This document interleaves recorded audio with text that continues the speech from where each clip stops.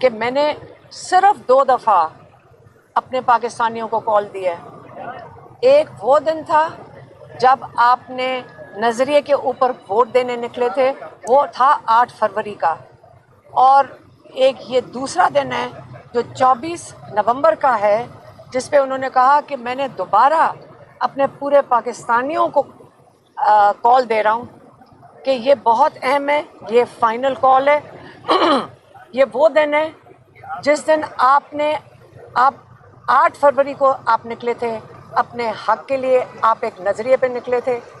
آج آپ نے اسی نظریے کو بچانے کے لیے آپ نے ووٹ دیا تھا، آپ نے نظریے کے لیے ووٹ دیا تھا، اور آج جو 24 تاریخ ہے اس کے اندر آپ نے اسی ووٹ کو واپس لینے کے لیے آپ نکل رہے ہیں، کیونکہ یہ آپ کا ووٹ چوری کر لیا گیا تھا۔ یہ غیر آئینی چیز ہے، کیونکہ ہم آئین کی سارا دن بات کرتے ہیں، یہ آئین کے بالکل برخلاف ہے۔ یہ بڑی سیریس چیز ہے دنیا میں بھی اور پاکستان میں بھی کہ آپ کا ووٹ چوری ہو جائے۔ پھر انہوں نے واضح کیا کہ نظریہ کیا ہے۔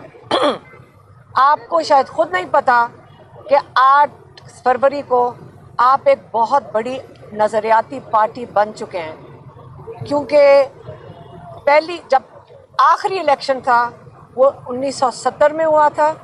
عمران خان نے کہا وہ ایک الیکشن تھا جو نظریے کے اوپر تھا، کیونکہ پارٹی بیس تھا، نظریاتی الیکشن تھا، جس کے اوپر آپ کو پتہ کہ اس کے اوپر بھی اس کو انہوں نے تباہ کر دیا تھا، اس کے اوپر تو پاکستان بھی علیحدہ ہو گیا تھا۔ اور کہتے ہیں اس کے بعد جو دوسرا نظریاتی الیکشن ہوا ہے وہ 8 فروری کا ہوا ہے۔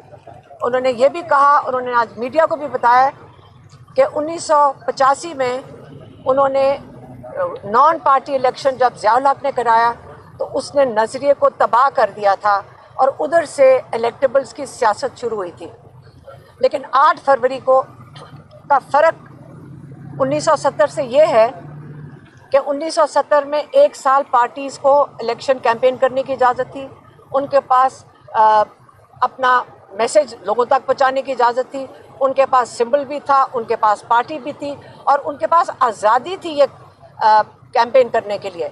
لیکن 8 فروری کو یہ سارا کچھ لے لیا گیا، اور ہماری قوم، جس پہ ہمیں فخر ہونا چاہیے کہ پوری دنیا میں ایسا الیکشن، جب سے الیکشن کا سسٹم شروع ہوا ہے کوئی نہیں بتا سکتا، یہ پورا دنیا میں ایسا کبھی الیکشن نہیں ہوا کہ بغیر پارٹی سمبل کے، بغیر کینڈیڈیٹ کے لوگوں نے صرف اور خالصاً ایک نظریے کے لیے آ کر اپنا ووٹ ڈالا ہے۔ اب آپ اپنے اوپر بھی فخر کریں، لیکن یہ جو نظریاتی لوگ ہوتے ہیں ان کی جنگ اتنی جلدی ختم نہیں ہوتی۔ آپ نے پاکستان کے لیے پاکستان کا فخر ہے، آپ نے 24 کو نکل کر یہی جو ووٹ، جو یہی نظریے کے لیے آپ نے ووٹ ڈالا، اس کے لیے آپ نے احتجاج جو ریکارڈ کرانا ہے، اس کا یہ نہیں مقصد کہ آپ کسی کے توڑ پھوڑ کے لیے جا رہے ہیں، آپ صرف ایک پرامن احتجاج کر رہے ہیں، آپ کا آئینی حق ہے، آپ نے اس دن کے لیے ضرور نکلنا ہے۔ عمران خان نے یہ بھی بتایا کہ آج علی امین گنڈاپور اور بیرسٹر گوہر ان کے پاس آئے تھے، انہوں نے پہلے ان کو بریف کیا 24 نومبر کی تیاریوں کے اوپر، اور انہوں نے یہ بھی بتایا کہ علی امین گنڈاپور بہت خوش تھے کہ ان کی توقعات سے زیادہ بہتر تیاریاں ہو رہی ہیں، اور انشاءاللہ کے پی سے بہت لوگ اور بہت بڑا قافلہ اسلام آباد انشاءاللہ پہنچیں گے 24 تاریخ کو۔ انہوں نے یہ بھی کہا کہ بیرسٹر گوہر علی امین گنڈاپور نے ان سے اجازت مانگی ہے، انہوں نے اجازت مانگی ہے کہ آپ ہمیں اجازت دیں کہ ہم مذاکرات کی شروعات کریں اسٹیبلشمنٹ سے ہی۔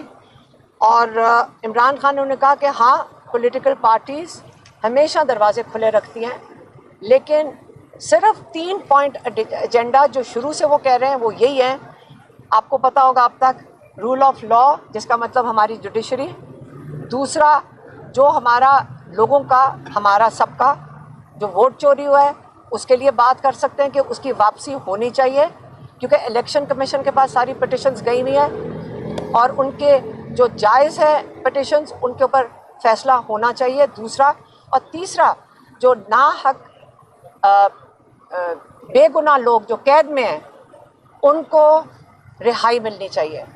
انہوں نے یہ بھی بتایا کہ آپ نظریے کو دیکھیں کہ نظریاتی لوگ ہیں جو جیل کے اندر ہیں.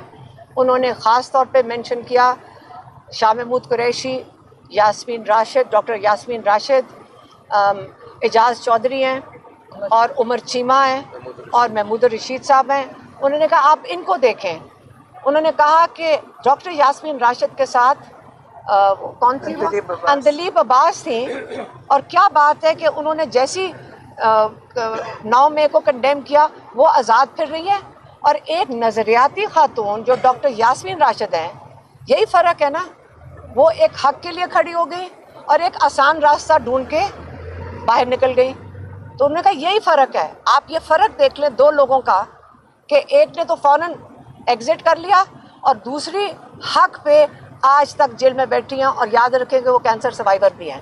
اور ان کی سب کی یہ جن کی نام لے رہے ہیں، آپ کو پتہ ہے کہ عمر چیمہ کتنے بیمار تھے قید میں، کتنا مشکل وقت انہوں نے کاٹا ہے. تو یہ آپ کے لیے ایک ایگزامپل ہے کہ نظریاتی کارکن کون ہوتا ہے جو اپنے حق کے لیے سٹینڈ لیتا ہے. وہ یہ نہیں ہے کہ الیکٹیبلز کی طرح دوسری طرف راستہ پکڑتا ہے. اور آپ کو یہ بھی پتہ ہے کہ عمران خان نے یہ بھی کہا کہ میں عاصم منیر کا شکریہ ادا کرتا ہوں کہ انہوں نے جو نظریاتی لوگ نہیں تھے وہ ان کو خود ہی لے کر چلے گئے. تو انہوں نے ان کا شکریہ بھی ادا کیا کہ جن کو جانا چاہیے تھا، کہ نظریاتی لوگوں کو وہ جو نہیں تھے نظریاتی لوگ، جو الیکٹیبلز تھے، وہ پارٹی سے ان کو وہ لے کر چلے گئے. عاصم منیر صاحب. اچھا، جو اگلا جو انہوں نے ایک اور چیز آپ کو بتا دوں کہ کل عمران خان کی بیل لگی ہوئی ہے توشہ خانہ 2 میں، اور یہ کوئی وجہ نہیں ہے کہ اس کے اوپر عمران خان کو رہائی نہ ملے. پچھلی دفعہ کوئی 8 دن پہلے، 1 ہفتہ پہلے، ہم کورٹ میں 4 گھنٹے بیٹھے ہیں، پروسیکیوٹر غائب ہو گیا تھا.